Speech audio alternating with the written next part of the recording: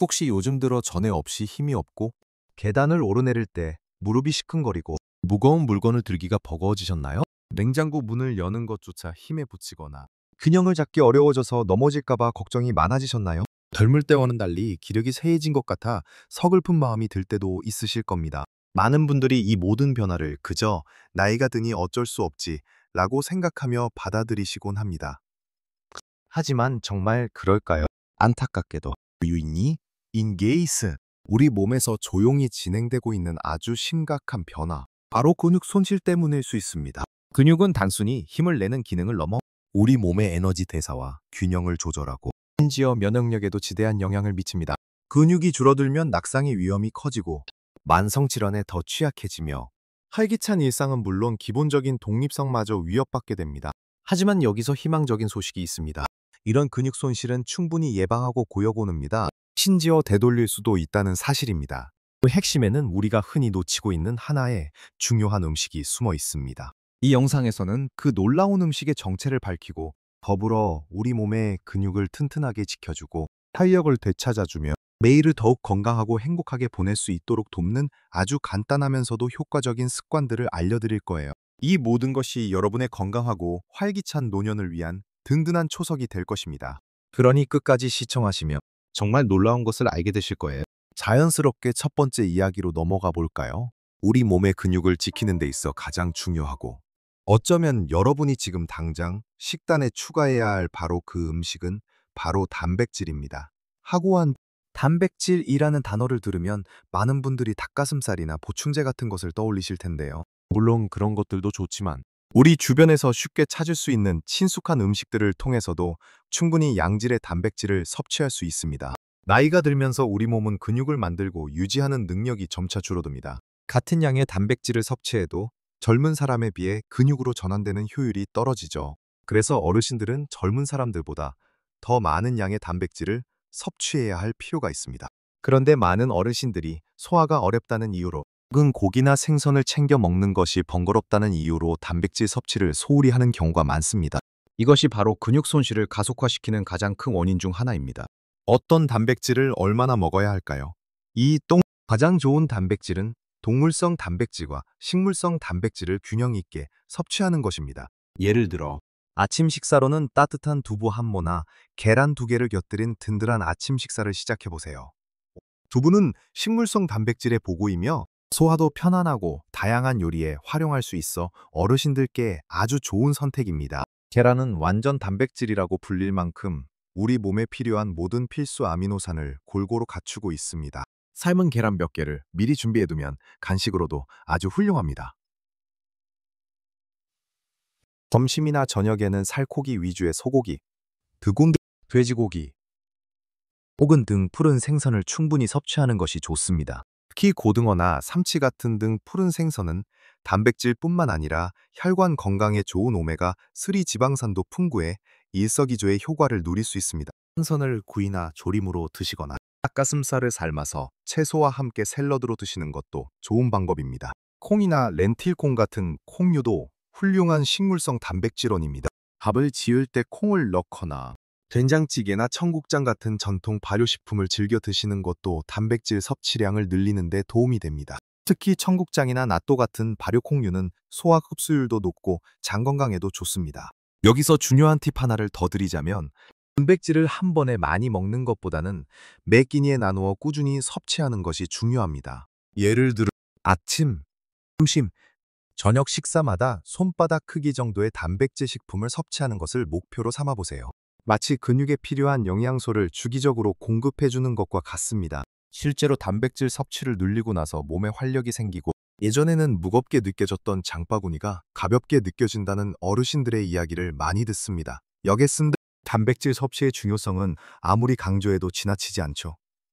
자, 좀 다음으로 이 단백질 섭취와 시너지를 낼 수 있는 또 다른 중요한 생활 습관에 대해 이야기해 볼까요?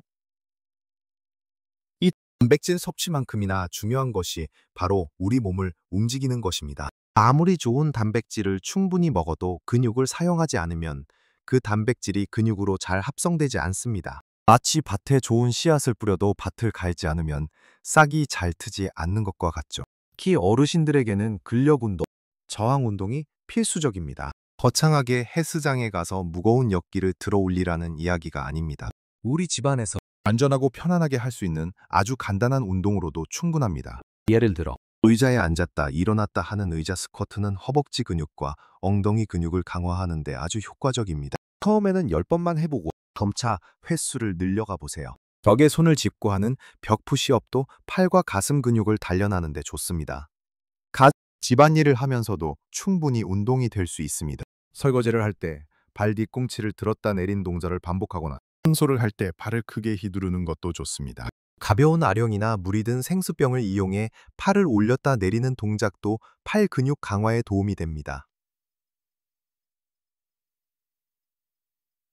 중요한 것은 꾸준함입니다. 매일 조금씩이라도 몸을 움직이는 습관을 들이는 것이 근육을 유지하고 성장시키는 데 핵심적인 역할을 합니다. 처음부터 너무 무리하지 말고 자신의 몸 상태에 맞춰 천천히 시작하는 것이 중요합니다. 운동은 젊은 사람들이나 하는 것이라는 생각은 이제 버리셔야 합니다. 실제로 꾸준히 몸을 움직인 어르신들은 훨씬 더 활기차고 균형 감각도 좋아져 낙상의 위험이 현저히 줄어듭니다.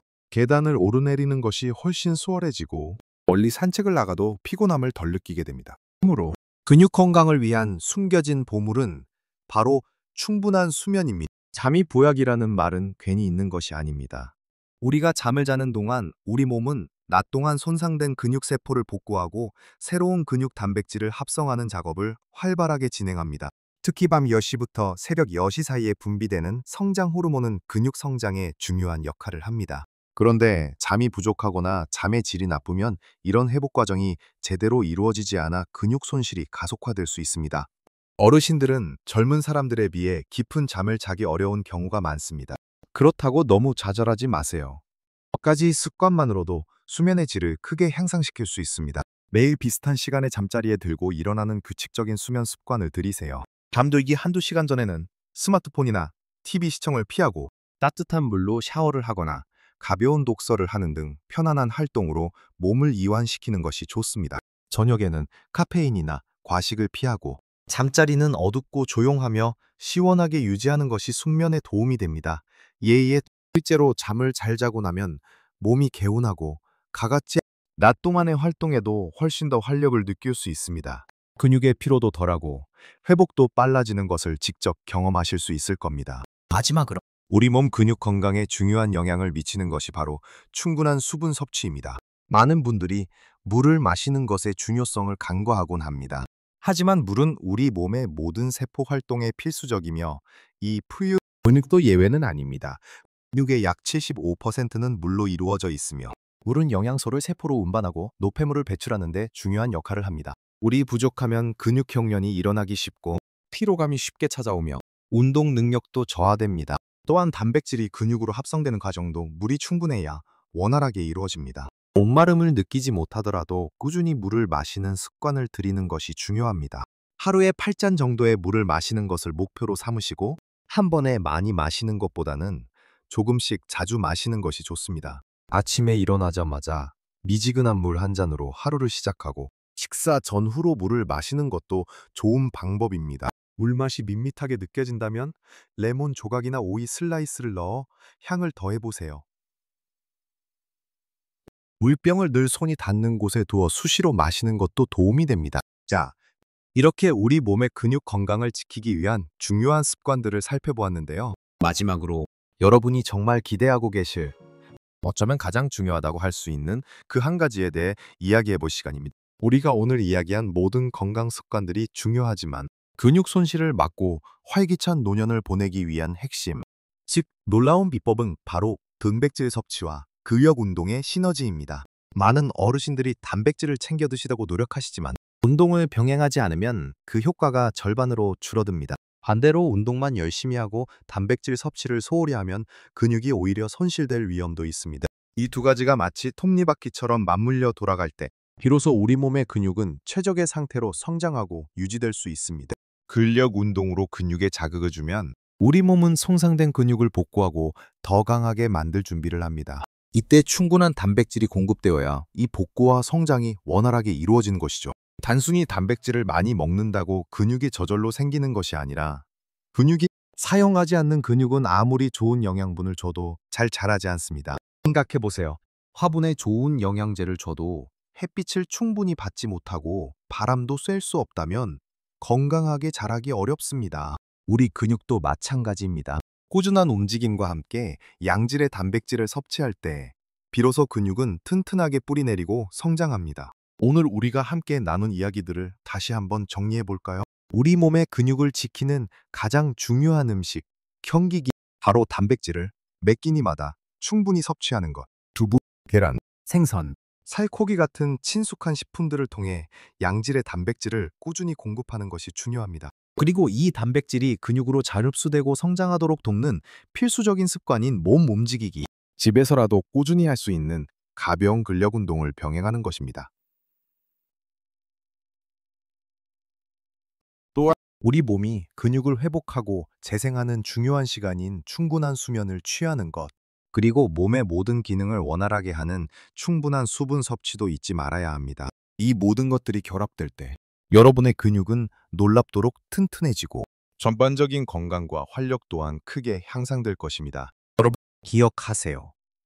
작은 변화들이 모여 놀라운 결과를 만듭니다. 오늘 당장 모든 것을 완벽하게 해내려고 할 필요는 없습니다. 그저 한 걸음씩 꾸준히 나아가는 것이 중요합니다.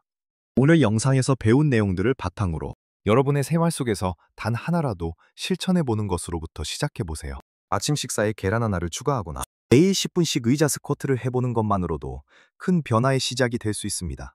여러분은 충분히 강하고 충분히 능력 있는 분들입니다. 나이는 그저 숫자에 불과함이 여러분은 매 순간을 가장 건강하고 활기차게 살아갈 자격이 있습니다. 이 영상이 여러분의 건강하고 활기찬 노년 생활에 조금이나마 도움이 되셨기를 바랍니다. 여러분은 어떤 단백질 음식을 가장 좋아하시나요? 아니면 오늘부터 어떤 작은 변화를 시도해보고 싶으신가요?